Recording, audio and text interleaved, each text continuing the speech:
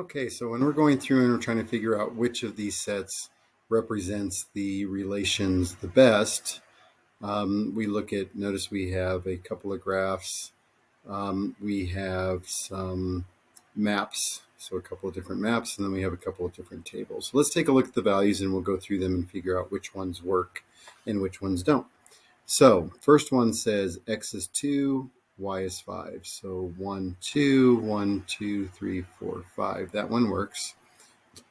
-2, +3, +5, -2, and -1, -2. So this one works. Here we go, 2, 5, -2, 3, 5, -2, and -1, -2. So it looks like B works. We have 2, 5, -2, 3, 5, -2, and -1, -2. So C works as well. Okay, so notice that D to F doesn't, because even on the first one, it's 5. It says X is 5, Y is 2, but that's not true. It's the other way around.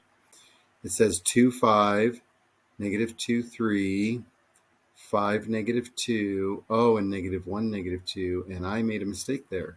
And you can see when we're going through it, we are not supposed to have any repeating numbers, and I should have caught that. So we get rid of that one, and it actually should be E, because they are not repeated.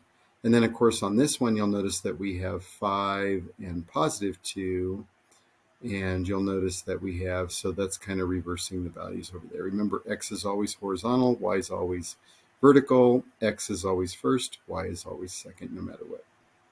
Okay, so we can check our answers there. So we're good. Now we have to figure out the domain. Remember, the domain, the easiest way to look at the domain is to look at the map that is correct. So it's going to be -2, -1, 2, and 5. -2, -1, 2, and 5. So notice it's either A or B. And then our range is going to be 2, 3, 5. Okay, so it's going to be, oh, I'm sorry, -2, 3, 5. So it's going to be -2, 3, 5, so it has to be A. Okay, and that's what we get for that one as well.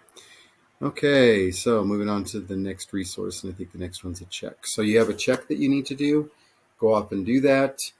Go ahead and stop the video at this point, get that check done, and then come back and finish watching the video, because we are moving on to the next part.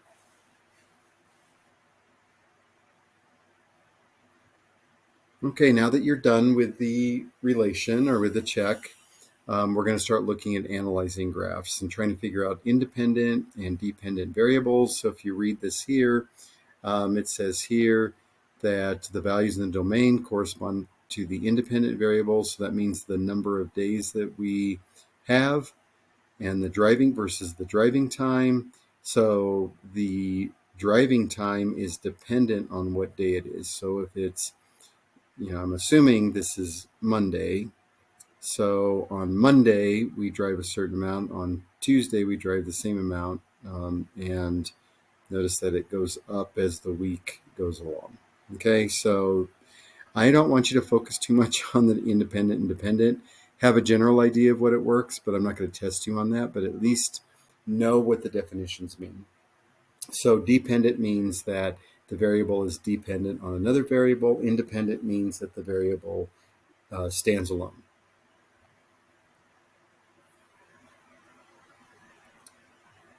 Okay, analyzing graphs. So this is important. I think it's important to be able to see these and how they work. Let's go ahead and look at these 3 different scenarios and see which is the best one. We're going to start with Anita.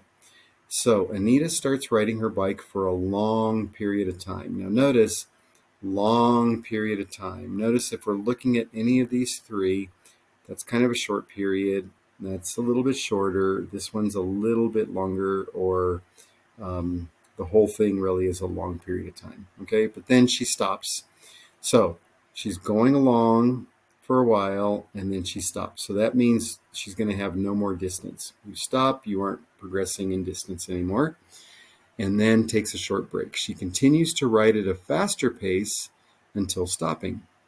So notice on C, goes for a long time, stops, goes faster because why is that? Over a shorter amount of time, she goes further distance. So you have to be going faster at that time. So then Anita has to be C. Jamal starts riding his bike at a very fast pace until he stops for a long period of time. So he's going to stop for a long time. Well, notice out of these two that are left over, this one's stopping for a long time. And he's going really fast. So if he's going really fast, he's going to cover a lot of distance in a little bit of time. Then he continues riding at a slower pace. Notice that then the line there, it doesn't increase as fast because he's slowed down. So Jamal has to be A.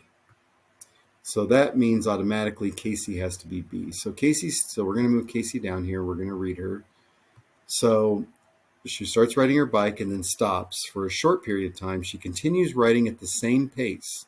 So notice you can see that she's riding at a pace here, stops, and then she continues riding. Notice that these two lines here increase or go up the same. Okay, we're going to talk about that later, what that means, and that's really called the slope. But you can see that they're the same. And then she slows down. So she slows down there. Okay, and that's what we get for an answer. So always look at the need help. If you want to look at the videos that they create, you can also click on the need help and watch the video to see what they're doing. And I think the next one is already the check. So we're already at the second check, and now we're going to go on to the third video.